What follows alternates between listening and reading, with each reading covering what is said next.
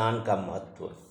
मृतात्मा की सद्गति हेतु पिंडदान आदि श्राद्ध कर्म अत्यंत आवश्यक है। पुण्यात्मक नरक से पिता को बचाने के कारण ही आत्मज पुत्र कहा जाता है। पुत्र का मुख देखकर पिता पैतृक ऋण से छूट जाता है और पौत्र के स्पर्श मात्र से यमलोक आदि का उल्लंघन कर जाता है। ब्रह्म विवाह द्वारा परिणीता पत्नी से उत्पन्न पुत्र ऊर्ध्व स्वर्ग लोकादि में पहुंचाता है। यहाँ एक निसंतान व्यक्ति के मरणोपरांत प्रेत होने की कथा प्रस्तुत है, जो राजा द्वारा दिए गए पिंडदान को प्राप्त कर स्वर्ग को प्राप्त हुआ था। पहले त्रेता युग में महोदयपुर, जो अब कन्नौज में है, का निवासी बब्रुवाहन नामक एक राजा था। वह यज्ञ, दान, व्रत और तीर्थ परायण था। ब्राह्मणों तथा साधुओं का भक्त वह राजा शील सदाचार से युक्त होकर प्रजा का तन मन धन से पालन करता था। एक दिन वह अपनी सेना के सहित शिकार खेलने गया। उसने नाना प्रकार के वृक्षों से युक्त एक सघन वन में प्रवेश किया। वहाँ उसने एक सुंदर एवं स्वस्थ मृग को देखकर अपना अमोघ बाण चलाया। बाण से विंधा वह मृग उस राजा के बाण को लेकर अदृश्य हो गया। राजा रुधिर से गीली घास देखता हुआ हिरण के पीछे पीछे चला और दूसरे निर्जन प्रदेश में प्रवेश कर गया। भूख प्यास से व्याकुल राजा ने वहाँ एक तालाब के पास पहुंचकर अश्व सहित स्नान किया तथा पानी पिया। वहाँ स्थित वटवृक्ष को देखकर छाया में वह विश्राम करने लगा। तभी उसमें एक भयंकर प्रेत देखा, जिसका मैला कुबड़ा मांस रहित शरीर था। बाल ऊपर को उठे थे, इंद्रियां व्याकुल थीं। घोर विकृत राक्षस को सम्मुख देखकर राजा भयभीत हो गया और विस्मित हो गया।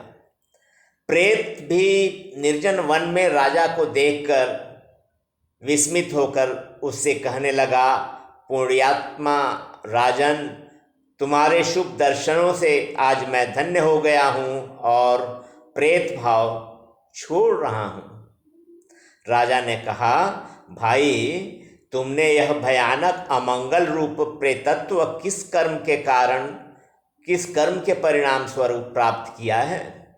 मुझे अपनी सब व्यथा बताओ तथा किस दान धर्म के करने से तुम्हारा उद्धार होगा, उसे कहो, मैं अवश्य करूँगा।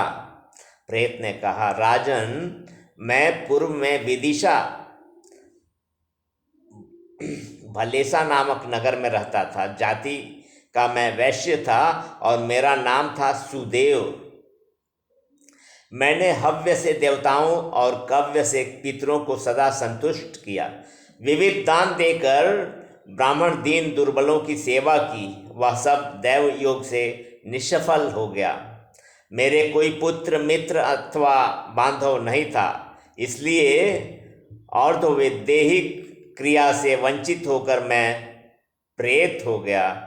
जिनके षोडश मासिक श्राद्ध नहीं होते वे प्रेत अवश्य बनते हैं, चाहे धर्मात्मा पुत्रवान ही क्यों न हो।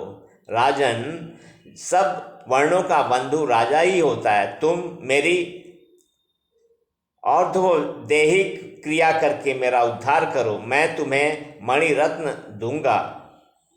यद्यपि वन में निर्मल जल और सरस फलों का अभाव नहीं है, फिर भी तथापि मैं इनसे वंचित रहता हूँ। मैं प्रेतत्व से अत्यंत दुखी हूँ। तुम मेरे लिए वेद मंत्रों से विष्णु की पूजा एवं नारायण बलि कर्म करो। ब्रह्मा, विष्णु और शिव की प्रतिमा बनवाकर उनका अर्चन तथा अग्नि में देवताओं को तृप्त करके घी, दही और दूध से विश्व देवों का पूजन करो।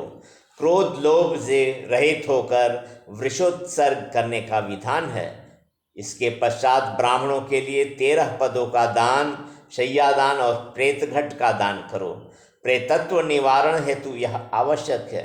प्रेत के साथ राजा का इस प्रकार वार्तालाप चल ही रहा था कि उसी समय हाथी घोड़ों से युक्त राजा की सेना पीछे से आ गई। सेना के आने पर प्रेत ने राजा को महामणि देकर प्रार्थना की और वहां से विदाई ली। वन से निकलकर राजा ने अपने नगर में जाते ही प्रेत द्वारा बताई विधि से उसका अंत्येष्टि कर्म किया, जिसके प्रभाव से वह प्रेतत्व छोड़कर स्वर्ग में चला गया। राजा के द्वारा किए गए श्राद्ध से प्रेत को उत्तम गति प्राप्त हुई। यदि पुत्र द्वारा किए श्राद्ध से पिता को सद्गति प्राप्त हो तो इसमें क्या आश्चर्य है।